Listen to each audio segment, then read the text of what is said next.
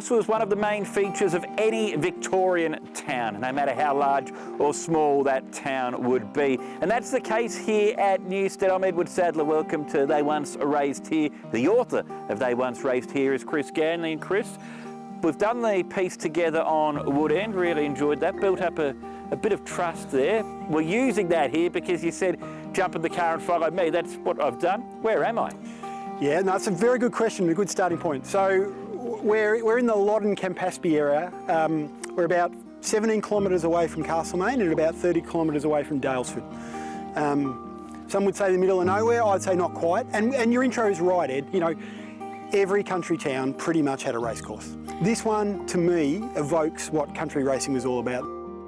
This is my favourite racecourse so far in doing this journey, you know, and I'm 3 books into the 5-book series, and this is the one that I come back to. I've probably been here 20 times, my wife's had enough of it, so I brought you guys along today. I'm sure, in fact, we will enjoy this more than your wife has been enjoying this lately. What is it that you love about Newstead? I think what I like about this is it's not pretentious. It's well laid out, it's got the very typical infrastructure that you see.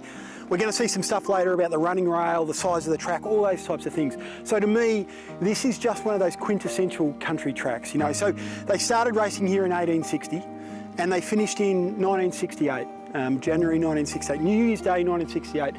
They didn't expect to finish. It came as a shock, you know, and it was a big shock. But it was in that late 60s period where there was a lot of racecourse rationalisation taking place. So yeah, the final meeting here, January the 1st, 1968, brought down the shutter on this racecourse.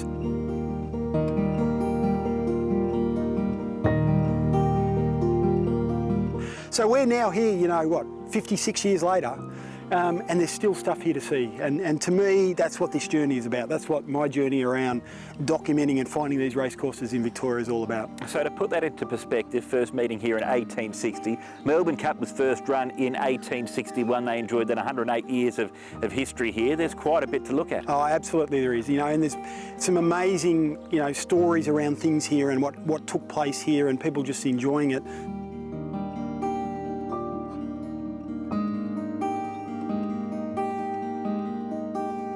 It's one of those racecourses though, Ed, where it's been very hard to find memorabilia and things, right? It's one of those courses where, as your first question, not many people know where Newstead is and even less realise that there was a racecourse and a fully fledged racecourse here, right?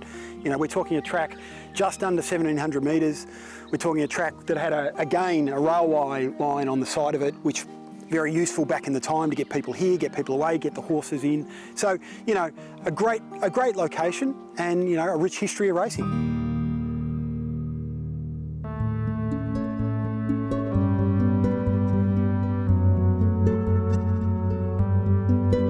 In this day and age, we probably take for granted the safety features we enjoy in racing, particularly the plastic running rail. We've come to the side of the track, just off the back section. We're about to approach the home turn here, Chris.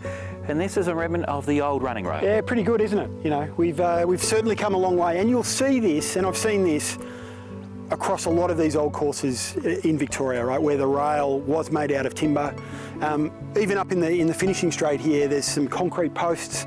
That's not uncommon. I saw that in Cobden where they got something very similar. But, you know, yeah, very, very firm, very structured. In the earlier days of racing, they were very much against this, which is quite interesting. So in the earlier days, they forced a lot of the courses to take these sort of things out and use bamboo poles. So it's really interesting to see these here in 1968 still being allowed.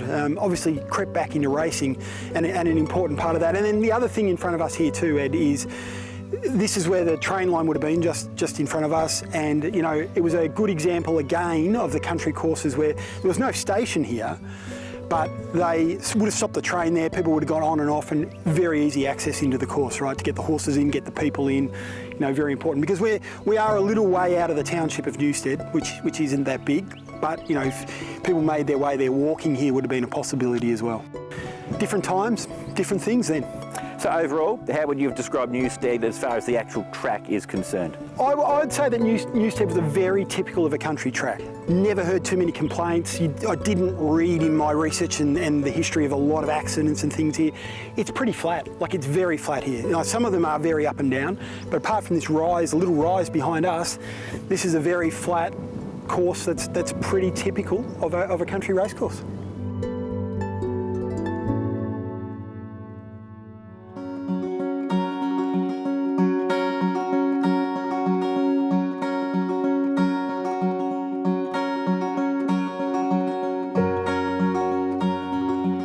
This would have been one of the most popular parts of Newstead Racecourse to spend your afternoon in, particularly when they raced here on New Year's Day. This is the bar here at the racecourse. No doubt plenty of people would have been cooling off under the shade and with a drink here, Chris. I would have thought so, And you know, we're a bit lucky here at Newstead because there's quite a bit of infrastructure still in place. We've got the bar. There's additional buildings over behind us that were probably used by the jockeys, the stewards, those types of things. There are other pieces of infrastructure around here that would have been things like the lolly stall or the sweet stall. What remains here is more so than most former racecourses in Victoria. There was a grandstand here, it's now long gone, but there are bits and pieces, there are remnants on this course left here, which is always good to see. Newstead's a little bit unique, you know, starting in 1860, finishing in 1968, 108 continuous years. It's quite a bit of time. All right, we're at a bar. My shout, Chris. Absolutely.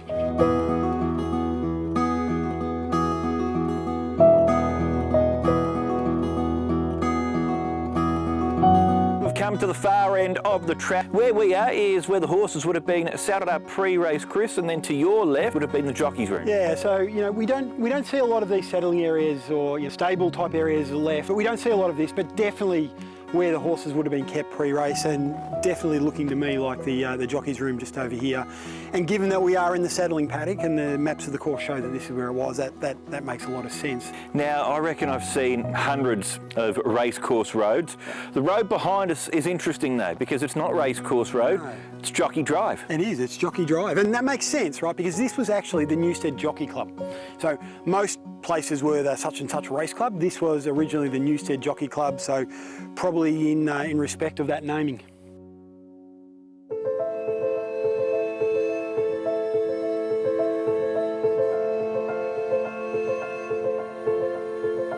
We've found our way to the highest point, the highest existing point of the racecourse here at Newstead. We're right in front of the winning post.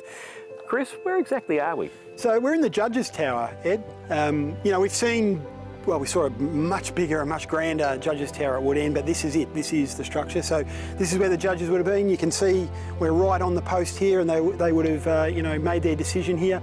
Probably some stewards or possibly even a race caller up here as well, because we are definitely at that highest point.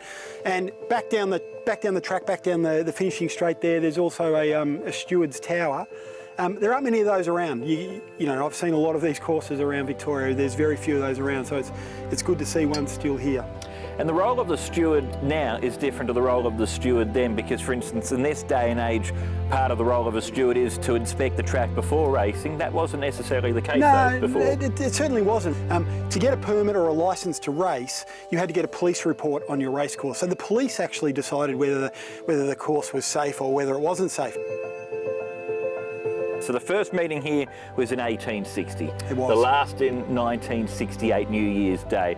What brought about the end of racing in Newstead? Yeah, so similar to the pattern, you know, Newstead was, its card had been marked for a while to be closed through that period of the 1960s. You know, there was a wave of them that went through that period of time, you know, whether it was Bland, Bacchus Marsh, here, quite a lot got closed around that period. So 1968, the club wasn't expecting it. So they had recently merged with Maryborough and they'd become the Newstead Maryborough Race Club. They weren't expecting to be closed down after the New Year's Day meeting of 1968. So it came as a big shock to them. The newspaper articles show that. But yes, they expected to race on into 69, 70, etc. So unlike other courses, they didn't get to have that farewell meeting, right? So they couldn't come out here and have that meeting because they didn't know it was going to be their last meeting.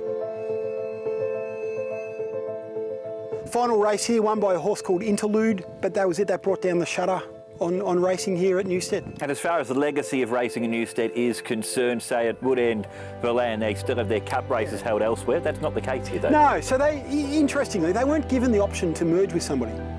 They were just delicensed, and that was the end. So they don't have a legacy. You know, they don't have ongoing race meeting held anywhere. You know, Newstead, you know, when we got here, you didn't know where we were.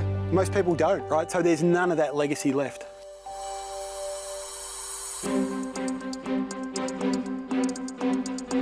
Well, Chris, thank you very much for today's history lesson. It'd be terrific to learn about over 100 years of racing here at Newstead, and the beauty is there's plenty more other locations. Well, there are plenty of other places out there, Ed, and I really look forward to taking you and our viewers out there for a few more of these. So stay tuned, we'll be taking you to other locations right here on Racing.com series They Once Raced Here.